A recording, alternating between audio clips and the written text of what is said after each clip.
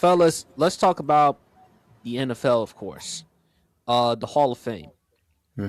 Drew Brees got in, rightfully so. Luke Kuechly, Larry Fitzgerald. There were other candidates as well. If I forgot, Roger Craig. Roger Craig got in. Adam Vinatieri got in. yes, Adam Vinatieri, yes. But I want to make it real short, real quick. And look, I know I sound redundant, but I'm sorry. Bill Belichick didn't get in on not only on the first ballot, he didn't even make the Pro Football Hall of Fame. Robert Kraft didn't even make the Hall of Fame, and he's on the verge of winning, dare I say, his 7th Super Bowl.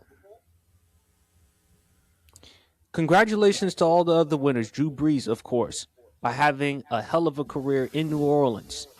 Remember, they were called the Aints. They had the trash bags. I mean, before Drew Brees, the only relevancy they had, as Champ mentioned it countless times, the Dome Patrol. And remember in 2005 how he turned around that franchise and that city in New Orleans after Hurricane Katrina, because at one point they were considering moving from New Orleans to San Antonio. And Drew Brees also changed the landscape because the quarterbacks, again, he's not the biggest dude. He's listed at 6 feet, although Champ has seen him in person at the Georgia Dome.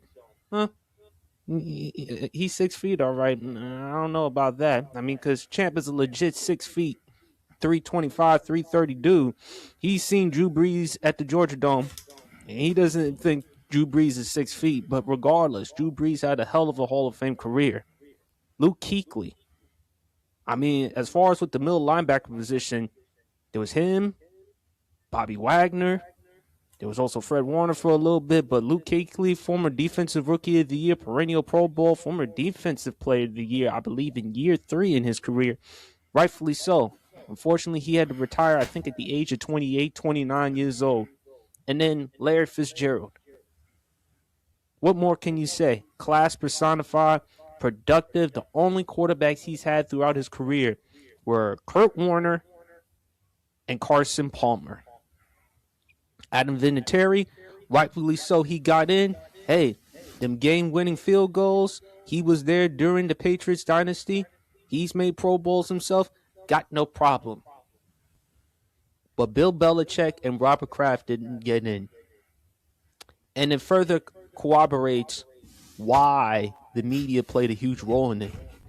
Okay, Belichick, people say, well, Spygate.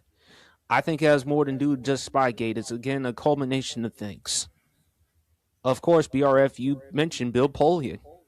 Now, he's denied that he's denied he didn't keep Belichick out of the Pro Football Hall of Fame, the Hall of Fame. They're saying that Belichick did, in fact, vote for Bill Polian. But that's just sour grapes. It just is hard for me to believe that Bill Polian didn't play a role because, after all, he was the general manager and team president for the Indianapolis Colts during the Patriots' time. And on top of that, he used to work in media. He used to work at ESPN. So he knows them Hall of Fame voters very well. Exactly. I think he kept them out. I think he did that to Belichick and Robert Kraft. Why? Because of Bill Belichick. Why? Because Spygate? Or Robert Kraft. Why? Because under your stewardship, Spygate happened, Deflategate happened, or maybe because of the off-the-field accusations that you had at one particular point. Remember what he was accused of in 2019? Yeah.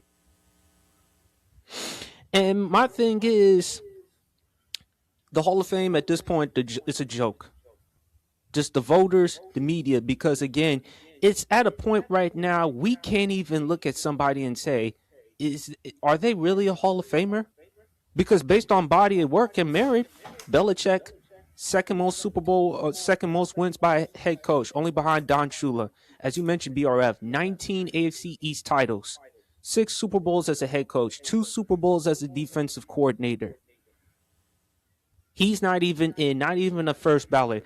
Now, if you want to make the argument, well, okay, Bill Walsh didn't get in, Bill Parcells didn't make the first ballot, neither did Jimmy Johnson and Vince Lombardi. And that was wrong too. And with Bill Belichick, It's a no-brainer. And if we're going to use character and personality, because BRF, although I disagree with you about T.O. as the second greatest wide receiver, you have T.O. over Randy Moss.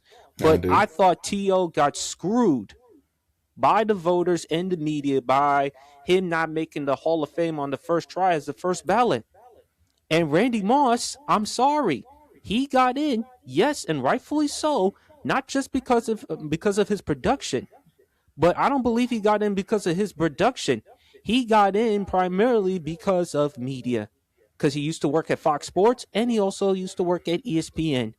And once he joined the media, it seemed to me that the media, the voters, gave him a pass regarding all the on and off the field issues that he had. He told the world, I played when I want to. Champ, you mentioned how he walked out of a game before the game was finished. That was against Washington. He mooned the fans in the end zone, in which Joe Buck said that is a disgusting act by Randy Moss. Yeah. Remember, Randy Moss squirted a ref with a water bottle. Randy Moss also had off-the-field issues, unlike Terrell Owens. Randy Moss bumped his car into a police officer's car. And my thing is, despite all the issues Randy had, he should still be a first ballot Hall of Famer. But the same thing should apply with Terrell Owens. Terrell Owens got screwed because of the media, and I think a lot of that had to do with Skip Bayless. After all, he nicknamed him Team Obliterator. And I think with the media and the voters, it's just a joke. And if we're going to be consistent about keeping people out of the Hall of Fame because of character or reputation, I'll mention this certain individual. You know, in 2027, Ben Roethlisberger will be eligible for being inducted into the Pro Football Hall of Fame. And Ben Roethlisberger, based on his on-the-field body of work, yes. Because, again, he did win 2 Super Bowls with 2 different head coaches. Bill Cowher, Mike Tomlin, as you mentioned, champ. He has Pro Bowls. He's been to 3 Super Bowls. He's won 2. And it does also help he did play in Pittsburgh for 18 years. But at the same time, we can't disregard them off-the-field issues, especially Lake Tahoe, Nevada, and one in y'all state, Milledgeville, in which he served a 6-game suspension but later reduced to 4. So my thing is, if you're the voters, if you're the media, are you going to keep the same energy? Because if you use Bill Belichick and Robert Kraft because of Spygate, Deflategate, or whatever controversy the Patriots had, are you going to keep the same energy? Are you going to do that with Ben Roethlisberger? And also, speaking of Bill Belichick and Robert Kraft, Bill Belichick couldn't even get in. Robert Kraft couldn't even get in. Can y'all imagine if the Pro Football Hall of Fame keeps Tom Brady out?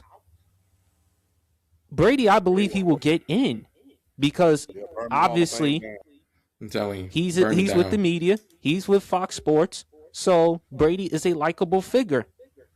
But can y'all imagine if Tom Brady would be kept out of the Hall of Fame on the first try and out of the first ballot? Can y'all imagine how the media, the public, the players, and everyone else is going to feel if they keep Tom Brady out of the Pro Football Hall of Fame? Oh my God, people are going to be losing their shit. It's going to be ugly. Like you say, Chip, uglier than a Masterpiece sneaker. Or, as I always say, uglier than Flavor Flav's teeth.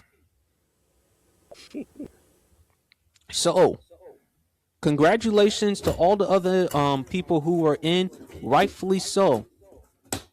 But to me, it is ridiculous.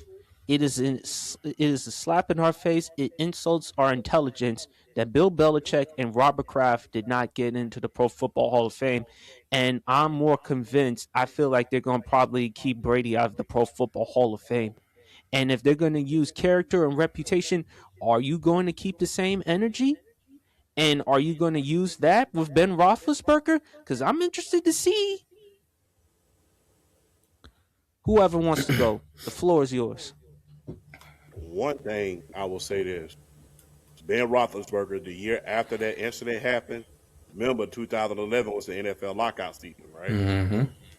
There was no, he better thank his lucky stars that the lockout happened on the right before league business would normally pick up, because his ass was gone. They were literally going to trade. They literally had a trade lined up for him to get out of there. Yeah. The Pittsburgh Steelers was about to trade him. So to your point, yeah, you gotta, if you're gonna keep one energy with one person, you gotta keep the same energy with everybody. Just like the MVP, gotta keep the same energy. Am I still kind of thinking back about Bill Belichick not making it, Robert Kraft not making it? Yes. But I would be remiss if I didn't pay homage to my father's favorite player, Roger Craig.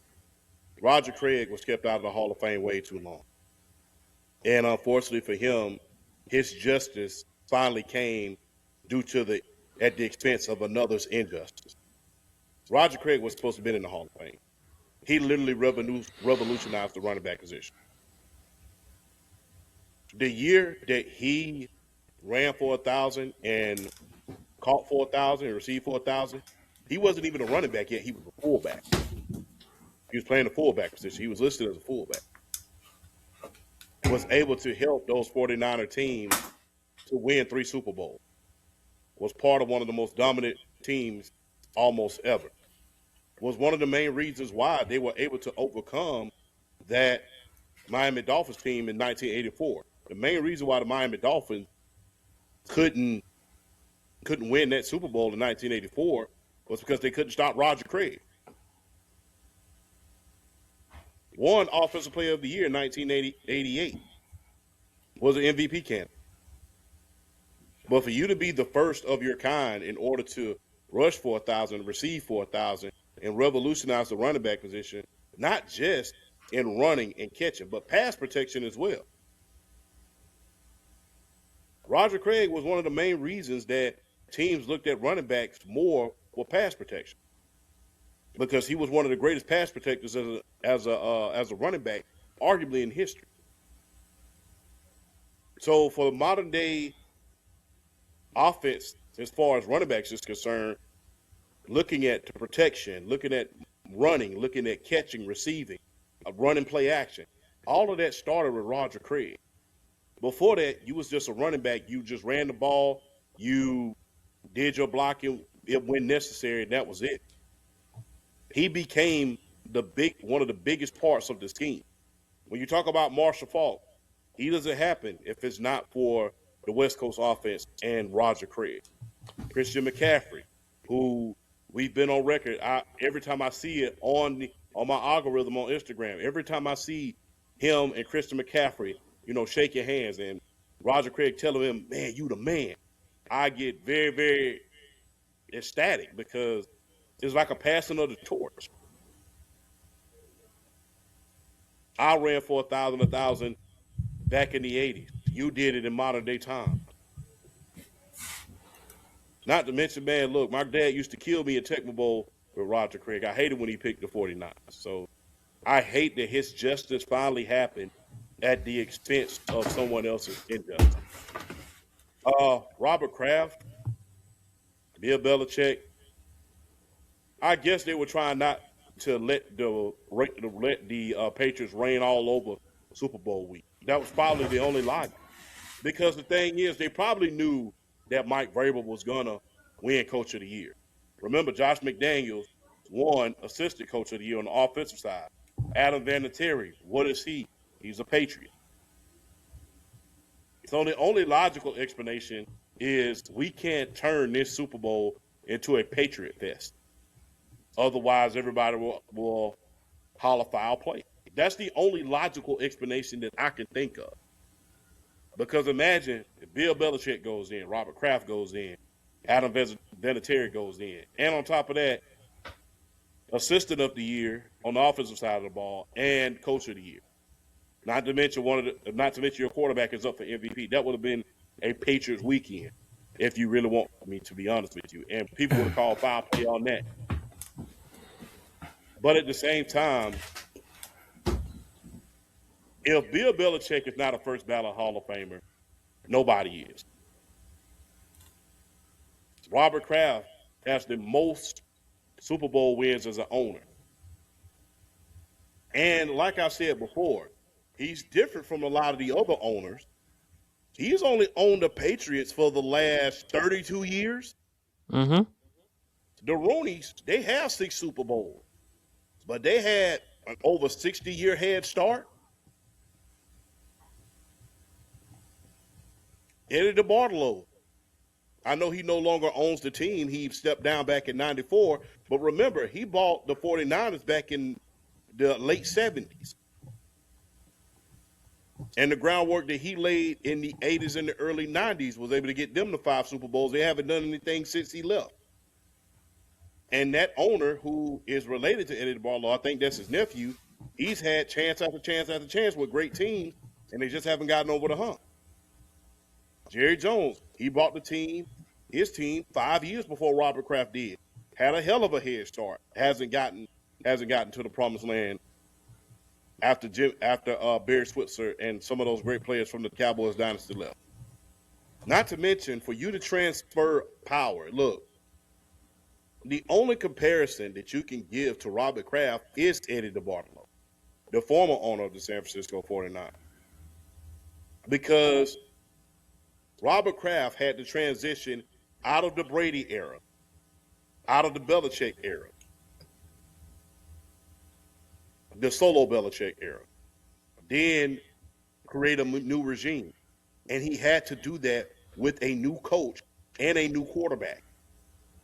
At least with Eddie DeBartolo, he had to transition with a new head coach, but he didn't have to transition right away off and move off of Joe Montana right away. A year after Bill Walsh left, although George Seifert was the coach, Joe Montana was at least the quarterback for at least 2 more years. And then even after he left, you had Steve Young. He had been groomed by Bill Walsh all of those years. Mm-hmm. So for you to move off of the greatest coach of all time in the Super Bowl, in the modern day Super Bowl era, that being Bill Belichick, then transfer power over to what used to be a player and was a part of the original dynasty for the New England Patriots, and with the new quarterback, and bring in some of these great players, not just in the draft, but free agency. That's nothing short of amazing. And I know what people are going to say. Look, let's just be real. People are going to say, with Bill Belichick, he got those players because of the GM. He got those players because Bill Belichick was not just the coach. He was the general manager as well. So for you to be the general manager and head coach, and you to be able to succeed in the free agency era where you can't necessarily build in the form of depth. Remember, those previous teams who had dynasties and Super Bowls, they were able to build the team because of depth. Steel Curtain, depth. 49ers, depth. In fact, the salary cap was invented because of the 49ers. They openly admitted, hey, we want to make it so where having a Joe Montana and a Steve Young on the field on the same team is not feasible financially. So guess what? You were able to do it in a time where it was not feasible for you to have two great quarterbacks on your team. Not to mention to start your dynasty. You fully backed up your head coach in the process of moving off of the $100 million quarterback, that being in Drew Bledsoe. So for Robert Kraft to transfer power and move out of one regime into another, and for you to do it after only like 2 to 3 years, that shows you how great of an owner that he is. And the thing is, his popularity is not because he's always out front. His popularity is very, very organic. It's very organic. He doesn't have to be in front of the camera all the time for him to be noticed. So he's already been noticed. I mean, look, Robert Kraft, he's not really that quiet of an owner, Champ, because we've seen him use quiet of an owner. But the thing is, at the same time, but Champ, Champ, here's the camera like Jerry does. No, but first of all, well, he's not Jerry. Let's not do that to Robert Kraft. But we've seen him hanging out. Look, we've seen him use his platform. He did advocate for Meek Mills to be out of jail. Yeah, And he not only did. that, we did see Robert Kraft. I'm kind of laughing because I'm still watching the video of him and Cardi B dancing. So I mean, I did kind of like that part for Robert Kraft. But hey, Robert Kraft is a little bit more fun. Robert Kraft is a little bit more cool. But the thing is, with Robert Kraft, he's not a Hall of Famer, and he's on the verge of winning another Super Bowl. Meanwhile, he moved on from Belichick, got in Mike Vrabel from the New England Patriots, and we certainly know how good of a head coach he was with the Tennessee Titans, taking the Titans to the AFC Championship game back in 2019. And when you look at it, it's no longer the Brady or the Belichick way. That's what's even more impressive. And despite all of that, he's still not a Hall of Famer. But look, it tells you, Chip, if they're not Hall of Famers, who is? It's at a point right now we can't even decide who's really a Hall of Famer. Because regardless of the merit or the production, I mean, unless you are a saint on and off the football field, yeah, you got a better chance of being in. It's 100%. Drew Brees, to me, it seemed like he got in based on his merit and production, but it also does help that he's with the media. He's with Fox Sports now. Larry Fitzgerald, let's not forget his father, one of the best sports writers, well-known journalist. So it does kind of help. And Larry Fitzgerald, no off-the-field issues whatsoever. Okay, Champ, to your point, because you mentioned they didn't want to make it too much of a Patriots weekend because the Patriots already in the Super Bowl. As you mentioned, Mike Vrabel did win Coach of the Year. Got no problem with that. Although you could have argued for Mike McDonald with the Seattle Seahawks, with that elite defense and what he's done with Sam Darnold, they have the number 1 seed in the NFC. Okay, Drake May, he was in the conversation. He was the runner-up for MVP. All right, fine. But still, at the end of the day, is it really more difficult than it has to be? Because if we're going to keep on with the same energy, if it's about merit, what is the criteria for the Hall of Fame? Is it about merit, or is it me literally having to kiss your you know what? Because that's what it seems like to me. It doesn't seem like it's about merit. It doesn't seem like it's about production. It's about results. You mentioned, Champ, last week. Is Bill Belichick getting the Barry Bonds treatment? Because Barry Bonds, regardless if he used steroids or not, he's a Hall of Famer. Big Papi. David Ortiz with the media. But at the same time, he's in the Hall of Fame, and I ain't got no problem with it as well. Hey, like I said, it's making a turn for the worse in the Hall, and if they do that to Tom Brady, it's gonna be they might burn the damn Hall They're of going to Fame riot. down. They gonna do more than riot. They might burn that damn Hall of Fame down, and you might see bust around the street for real. I'm just being real. So I'm look when it comes to the Hall of Fame, there's a lot of this thing called politics. And there's going to be some guys who want you in, and there's going to be a lot of jealousy that goes around there. And like I said, your relationship with the media is very, very important when it comes to the Hall of Fame. Remember, Sterling Sharp, another thing that haunted him, he didn't have the greatest relationship with the media. Remember, he didn't talk to the media a lot of the time. He Yeah. didn't. He was very, very like, I don't want to be bothered. Charles You know, Haley didn't have the greatest Charles Haley, relationship. he didn't have the greatest relationship with the media. He was the first player with 5 Super Bowls. And the thing is, if you talk about the history of the NFL, you can't write it without him because guess what? He was part of the San Francisco 49ers dynasty in the late 80s, part of the Cowboys dynasties in the early 90s. Matter of fact, Roger Craig, 2 people knocked on his door in order to let him know he was in the Hall of Fame. Ronnie Lott and Charles Haley. So, yeah. So, Hall of Fame is really becoming one of those things like, all right, y'all gonna do right this year.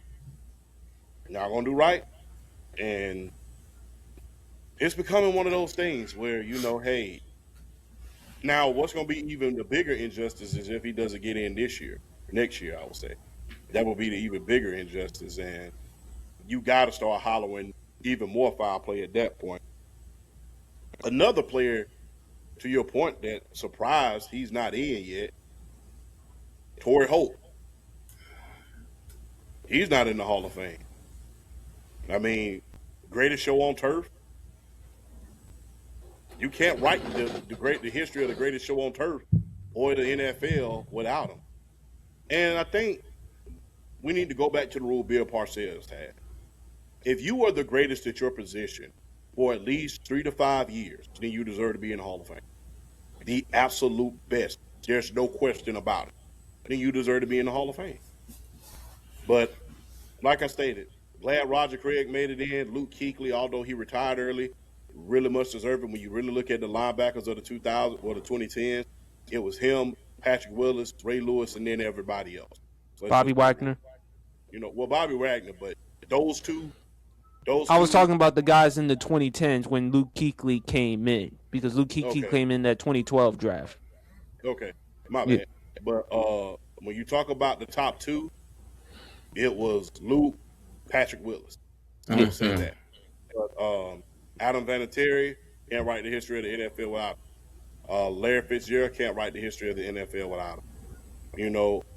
Drew Brees, although a lot of your passing yards and touchdowns came at the expense of my Falcon, look, Drew Brees set a standard. Look, we thought at one point 4,000 yards was just going to be bare minimum, much like how 3,000 yards is right about now. That's the bare minimum. 3,000 yards, you don't throw 3,000 yards a quarterback, we be looking at you sideways. Drew Brees made 4,000 yards look regular. And he did, look, not just that. He did it while being the most accurate quarterback in the league. So, and you've also made the argument in 2011, you thought it was a robbery that he didn't win the MVP the year when Aaron Rodgers won it, because when you look at it, Drew Brees, every statistical category, passing yards, passing touchdowns, he did have the wins.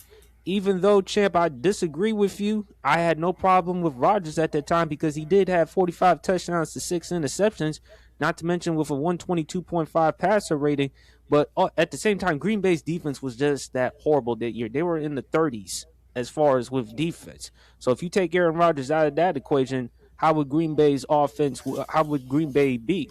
They wouldn't have the number 1 seed without Aaron Rodgers. But you make a very valid point with Drew Brees, Champ. Because, look, and that's a hell of a lot for you to say. And the other interesting thing, you didn't even mention up with Drew Brees. I'm surprised you, of all people.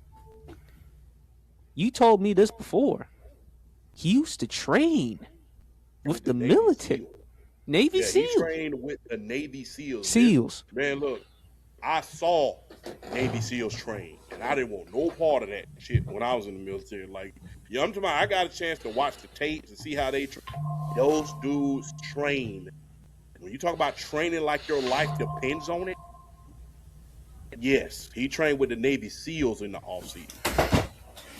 It wasn't none of those P90X workouts. It was hardcore training. He trained with Navy SEALs during the offseason. And look, like I stated, before Drew Brees, we really wasn't looking at completion percentage as much as we were after him.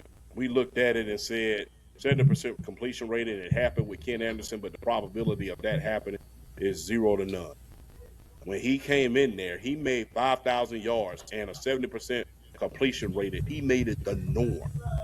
Nowadays, if you don't complete at least 60 to 65% of your completion, we're looking at you like you got egg on your face. So, and like I said, made 5,000 yards normal.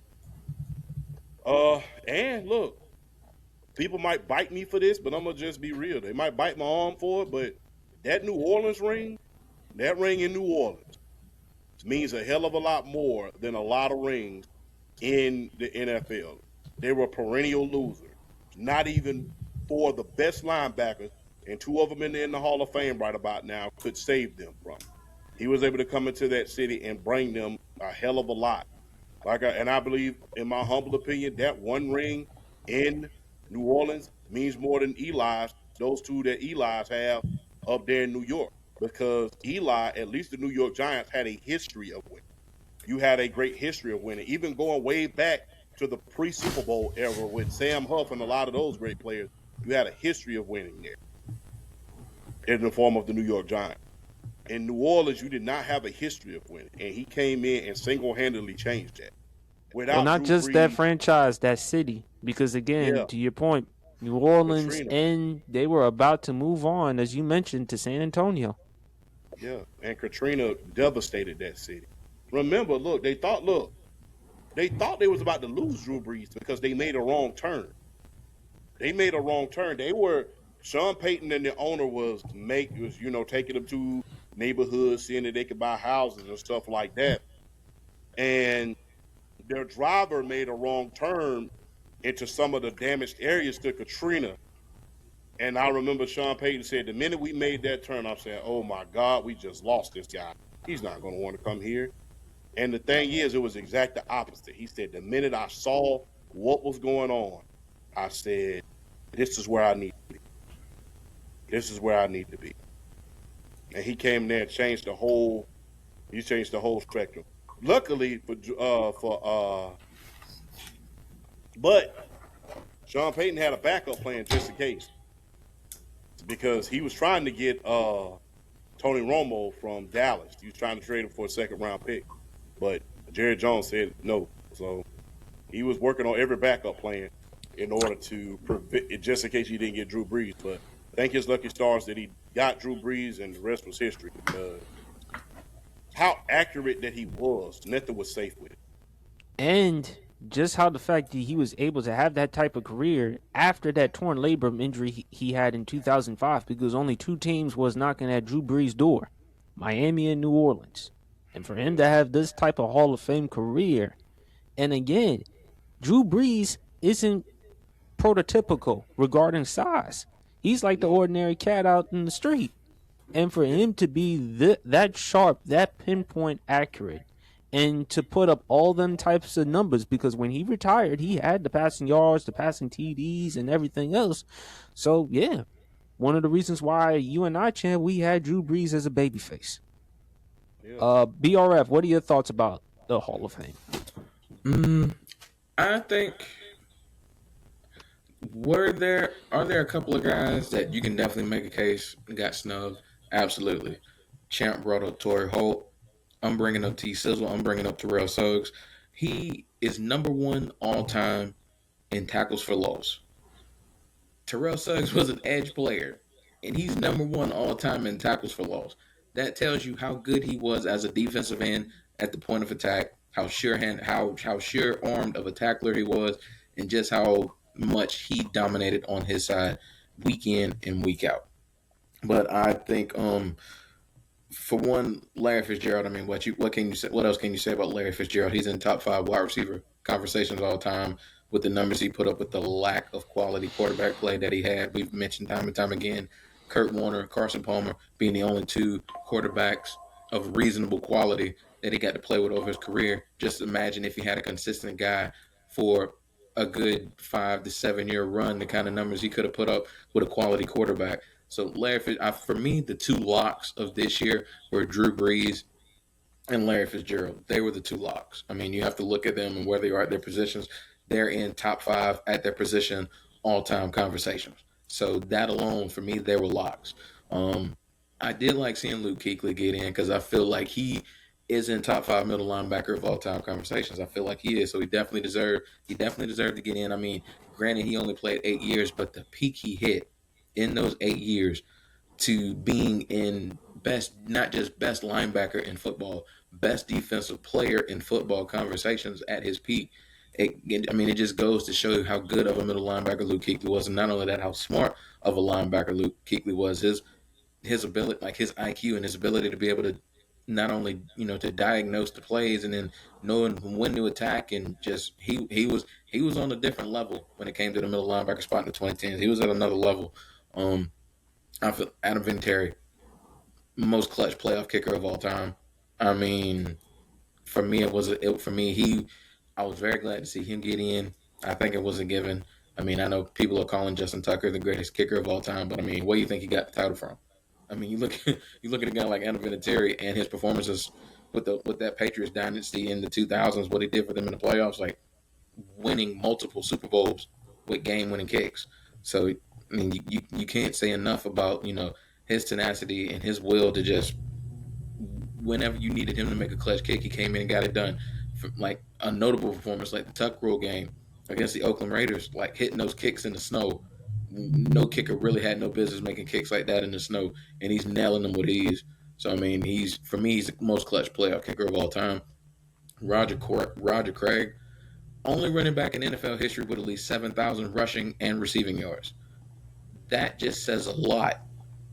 And he also, and not that, it's not like he didn't score. It's not like he didn't put the ball in the end zone. If you combine his rushing and his receiving touchdowns, he had 106 career touchdowns. To go with the over 15,000 yards from scrimmage he put up over his career, Roger Craig, I mean, I've seen some people trying to make cases that Roger Craig's not a Hall of Famer. Like, if I tell you you're going to get over 15,000 yards from scrimmage for your career and have over 100 touchdowns, and you're not, and you shouldn't be in Hall of Fame consideration, you probably want to slap me. If I said you shouldn't get in the Hall of Fame, you want to do something, because that's insane. But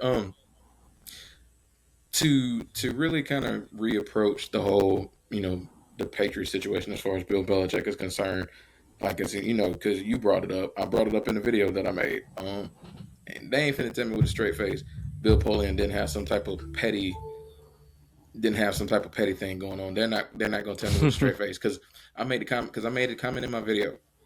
Bill Polian, as the general manager of those Indianapolis Colts at the peak of the New England Patriots powers, when they were the one team that could possibly stop them from making a bigger run at more championships, those Colts went 6-10 and 1-2 in the playoffs. I mean, those Colts were the biggest threat to the New England Patriots, and they only beat them 6 times. And that's regular season and playoffs. They only beat them 6 times in 16 games. So that just goes to show you how on top of things Bill Belichick and Robert Kraft and those Patriots were, being able to scout, bring in personnel, whether it's through free agency or through the draft, having the coaching staff at tip-top levels. I mean, that just goes to show. I can't see a world where Bill Polian didn't play a card. I don't see a world where he did that. So one thing I will say though, I can't this, and I like what you did bring up as far as like the keeping the energy part, as far as like Ben Roethlisberger is concerned, because 2027, not only is he up for first year eligibility, Torrey Holt, we love you and you're a Hall of Famer. Adrian Peterson and Rob Gronkowski are also first year eligible players next year for 2027. You're probably not going to get in next year, because I'm telling you, because I guarantee you, because those two are AP. For me, Breeze and Fitz were the locks this year. AP and Gronk are the locks next year. Just write them in. They're getting in. If you want to say Ben Roethlisberger's in that tier, I think it's a tier below those two. When you're talking about where they rank at their positions, AP is like, AP was, you can make a case for a good 5-7 year stretch. AP was one of, if not the best running backs in football. You can make a He's case. obviously a top 10 running back of all time. You can make an argument. Obviously. Top 5 of all time. I mean, Exactly. my greatest running back is Jim Brown. I mean, there's him, there's Walter Payton, and then I throw in guys like LT, Marshall Faulk. But AP's definitely on that mix. Mm-hmm. But again, AP does have some character issues. He's a lot. Yeah, he does, but he's a lot. He's a lot. Yeah. He's a lot. Gronk is easily going to get in. Gronk is arguably the greatest tight end to ever play the position. So for me, he's a lock. So he's a lock. He's my other lock as well. And Ben Roethlisberger, he has a case. If you want to say he's a lock to get in, he has a case for himself. 2 championships, numerous passing records, playing in that offense in the Pittsburgh Steelers, like getting away from being the run-heavy, run-dominant franchise that they had normally been up until like the late 2000s, going into the 2010s, getting away from that, turning a new leaf, running a new offense, and Ben Roethlisberger being the catalyst of that, being at the quarterback and just like high 4,000, some touching 5,000 yards. Ben Roethlisberger was just he was as far as the quarterback position, 6'4", 240, 50 pounds, being able to move in the pocket the way he did, could run and get yards, could create, could extend plays with his legs, and having one of the biggest arms in the league. Like That's what Ben did best. I mean, he wore 7 in large part because he grew up idolizing John Elway. So with Ben, his ability at 6'5", 240, 250, heck, even at times 260, being shrugging off defenders, extending the plays. And again, Exactly. Ben should be in the Hall of Fame. But if you're going to keep it consistent, media and the voters, regarding character or reputation, last time I checked, Ben Roethlisberger doesn't have the greatest reputation in the world. Exactly. That man literally was catching cases. Whether it was Lake Tahoe, whether it was Millersville, Georgia, this man was literally catching cases. And you don't want to catch any case, but particularly them cases he caught. So, but I don't trust media and voters to do that as far as keeping a high level of like similar energy with all these guys, whether they be front office guys, whether they be coaches, whether they be players. I don't trust them to keep a certain level of energy. I think Ben Roethlisberger is going to get in first ballot as far as I'm concerned. I think he's going to get in. I don't trust him keeping similar levels of energy, and I just feel like it's still a shame for Bill Belichick not to get in, because it's like they want to bring up like past on-time coaches and how they didn't get in on the first ballot. Y'all was stupid for not putting those coaches in first ballot, whether it was a Vince Lombardi or whether it was a Bill Walsh or coaches like that. Y'all were dumb not putting them in first ballot. Those were first ballot guys. Vince Lombardi has the trophy named for him. How do you not get in the Hall of Fame as a first ballot guy, and you literally have the trophy named after you? That speaks for your reputation. That speaks for what you did as a coach. If you are obviously recognized to the level to have the Super Bowl championship trophy named after you, you are obviously a first ballot Hall of Fame kind of coach. I mean, come on, y'all, media, let's make sense of all this.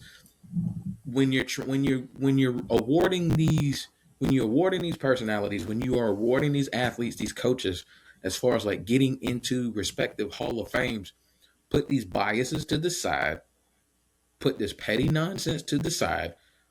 They should be measured based on how, if you want to take character into consideration, fine. Ultimately, at the end of the day, what gets you in the Hall of Fame is what you did on the field. It's what Can you you did tell on the the story field. without him? Can you tell the story without? I mean, look, say whatever you want about Belichick. Can you tell the story without football, without him? Some of Spygate the is there. greatest. And Yeah, not only Spygate. that. No, go ahead. No, go ahead. No, I was gonna say Spygate. Yes, Mm-hmm. he was involved in Spygate. Does that moment should tarnish his legacy? No, it's there. Unfortunately for him and Patriots fans, no matter what you may think of with Bill Belichick, people are always so quick to bring up Spygate. It's there, but it doesn't define it, and it doesn't mean that we should overlook everything. And plus, champ, you brought up Bill Polian. Didn't he cheat? You mentioned it last week on my pod, remember? Again, everybody was doing it. We even got popped at Atlanta for pumping in freight crowd noise. Yep. And Bill Poland and the Indianapolis Colts did the same thing. And I'll never forget one quarterback in particular. Remember when Matt Hasselbeck had that flu? Yeah. Remember they turned the heat on his ass? Mm-hmm. So, yeah, man, look, in football, you ain't cheating, you ain't trying hard enough. The only place that doesn't apply is when you're in a relationship. But when you are out here trying to make a living and coaching is your livelihood and everything like that, you're going to try to find a competitive edge. Even Bill Walsh cheated. It was a known fact. Remember, I said this last week on your pod, PSP. You did. Yes, Bill Walsh and his team used to script plays. So they had a whole playbook at Montana's disposal. We're going to run this, and they would go through the scenario. Bill Parcells knew they scripted plays. And every time they would play the Giants, because the Giants would give them the most toughest time, they would say, my headphones are not working. Now, when your headphones are not working, the other coaches have to take their headphones off. But the players are scripted now. They don't know what you're running. They can't make an adjustment in the booth. They can't look down there and have any communication, so they don't really know right about it. And that happened 2 times when they played against the Giants. And I never forget what Bill Parcells said. He said, he went over to Bill Walsh. He said, I'm going to tell you one thing right now. Them damn headphones go out one more damn time.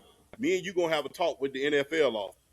And Bill Walsh winked at him and said, just a little bit of a competitive advantage.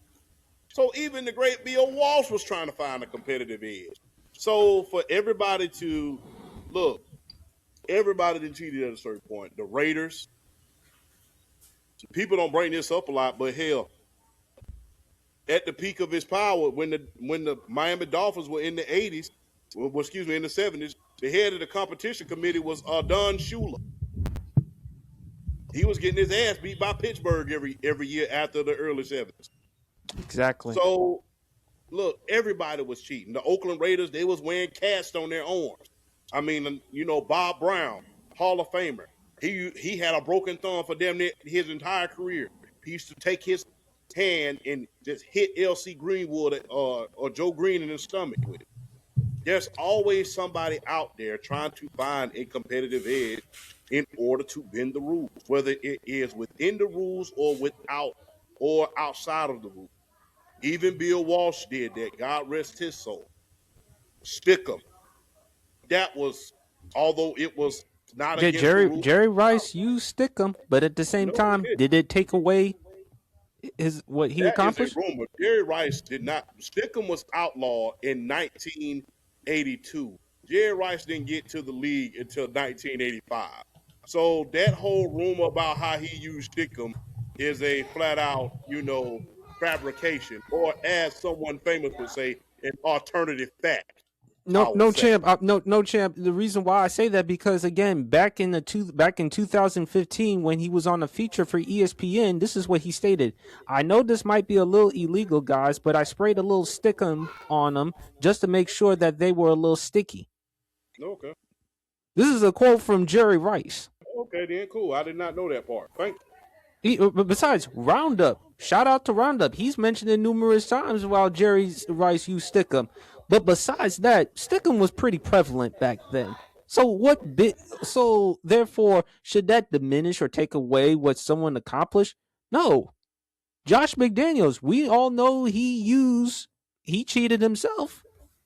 We all know why. But my thing is, look, you can't take away someone from who they are and what they've accomplished. And the Hall of Fame voters, if you keep Belichick and Brady, you kept them out now. Oh, shout out to our girl, Kia. Love you, Kia. What's going on? What's going on?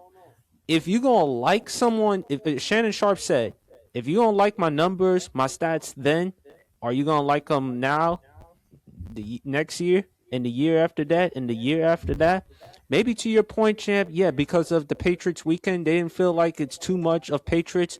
Who knows? Because a lot of people don't want the Patriots to go back to being the dynasty again, because if they win, look how much cap space they're going to have. So, it's a lot of things, but at the end of the day, champ, it's a no-brainer. Belichick and Kraft, regardless of what you want to say about Spygate, Deflategate, you can't tell the story of football without them. You just can't, and it's just an insult to people's face. And when Bill Polian said that he had nothing to do with it, are we sure about that? Are we convinced? It's kind of like you don't trust it. BRF. It's kind of like Champ with Eric Bischoff. Do you trust Eric Bischoff? You said yourself, I wouldn't trust him as far as I could throw it. So that's how I look. Exactly, and it's like. I bring up this point real quick before we move on. Is like when we talk about when I want to add, I kind of want to piggyback off that point as far as like not being able to write the history of the National Football League without a lot of these coaches that should have been first ballot. Like I bring up the Vince Lombardi point again, but you want to be specific about it. Which head coach won the first 2 Super Bowls in the history of the National Football League after the NFL AFL merger. Vince Lombardi led the Green Bay Packers to wins in Super Bowl 1 and 2. You can't write the history of the sport without him. Bill Walsh is the creator of one of the most innovative offenses in the history of this league in terms of the West Coast offense. You cannot write the history of this sport without him. You look at a guy like Bill Belichick, two of the greatest victories in the history of the Super Bowl itself. Super Bowl 36, where nobody gave you a shot against the St. Louis Rams in the greatest show on turf. You pull off one of the biggest upsets in the history of the league. And of course, Super Bowl 51, you're not supposed to come back from a 28-3 deficit. You're not supposed to do it. Not only do you do it, but you win in overtime 34-28, running 93 plays. 93 plays. A simple adaptation. All they ended because and just to talk about the game briefly, it was a simple adaptation that they did. They saw that offensive line straight up, straightforward, had no shot against the Atlanta Falcons defensive line at the time, whether it was Dwight Freeney, whether it was Grady Jarrett getting 3 sacks by himself, max protection. We got to do this here, Tom. We got to give you time. We can't do this man on man, hat on hat against the defensive line. We're gonna go straight max protection. Do you think? It's all about adaptation and about knowing how to do certain things. But like I said, that is why you can't write. Yeah, we've all brought it up. You can't write the history of the sport without a lot of these coaches that should have been first ballots because they've contributed something to this game. They've given you something historic, or they've innovated things in a way that is still influenced to this day. The West Coast offense with Bill Walsh has so many different iterations now from so many different coaches running their own style. I mean, it's basically about as prevalent as a halfback dive in the National Football League nowadays. I mean, it's just so relevant to the game as far as how these coaches are running these offenses nowadays. So people, like I said, people just need to put the biases and the pettiness aside and just think, use common sense. What is the sport without a lot of these players and coaches? If you cannot write the history of the sport without them, they have to go in, put the pettiness and the biasness away to the sides and use common sense. We shouldn't even be having this conversation about Bill Belichick not getting in. It's a shame and it's a joke. Not only to guys like us who watch the sport, who love the sport, who love talking about the sport, the players that play, the coaches that coach, the guys in the front office that do the dirty work behind the scenes as far as being able to scout, being able to sign these guys, being able to go out and do all the necessities in order to make the franchise as good as possible. And then the media heads as well. It's a shame to everybody who does their thing in terms of the world of sports. I mean, let me tell you something. If Tom Brady does not get in first ballot, not only will I never take the Hall of Fame serious again, I won't give two damns when they start talking about who's a semifinalist, who's a finalist. It's like, because we're gonna think, who cares? Because somebody who probably deserves it ain't gonna get in anyway. So like, what's the point? Like, what's the point? Like, nobody let Tom Brady not get in the Hall of Fame first ballot and watch what happens. I think at this point with the Hall of Fame, we shouldn't have taken them seriously anymore because again, Cris Carter, in my opinion, has the best hands of any receiver. Cris Carter. It took him 6 times to get into the Pro Football Hall of Fame. Which Terrell is a Owens. Joke. Yeah, joke. Terrell Owens. You argue BRF. You say he's better than Randy. Took him 3 times. And a lot of that had to do with his character or personality. My thing is, just keep it consistent if you're the voters and are the writers. It should be based on meritocracy. But unfortunately, we're not living in the right world. And clearly, with the president in office, that's a story for another day. We'll probably never live in the right world. But, sorry, Dad, out there. But that's just me. I'm just petty.